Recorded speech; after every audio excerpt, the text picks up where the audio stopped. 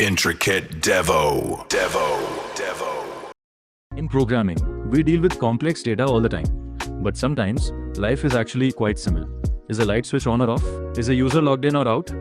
Did they pass the test? Yes or no?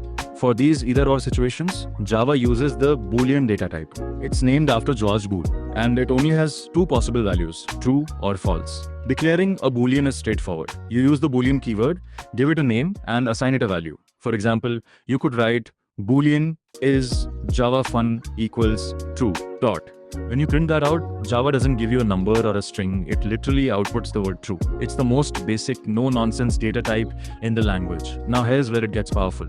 You don't always have to hard code true or false. You can let Java calculate it for you using Boolean expressions.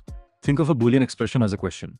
If you have two variables, x as 10 and y as 9, and you ask Java, is x greater than y? By typing x greater than y, Java evaluates that math and hands you back a true. We use comparison operators like greater than, less than, or equal to create these questions. Every time you use one, the result is a Boolean.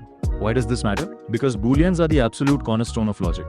Without Booleans, we wouldn't have if statements or loops. They are the tiny decision makers that tell your code which path to take. Master these, and you've mastered the brain of your program. Java Booleans are the simplest yet most vital data type for building logic, acting as a digital switch that can only hold a value of true or false. While you can manually assign these values using the Boolean keyword, the real power lies in Boolean expressions, where Java evaluates comparisons, like checking if 10 greater than 9, and automatically returns a Boolean result. These expressions serve as the fundamental decision makers for your code, forming the essential foundation for all conditional statements and control flow that you'll use to make your application smart. Ready to see how these decisions work in the real world?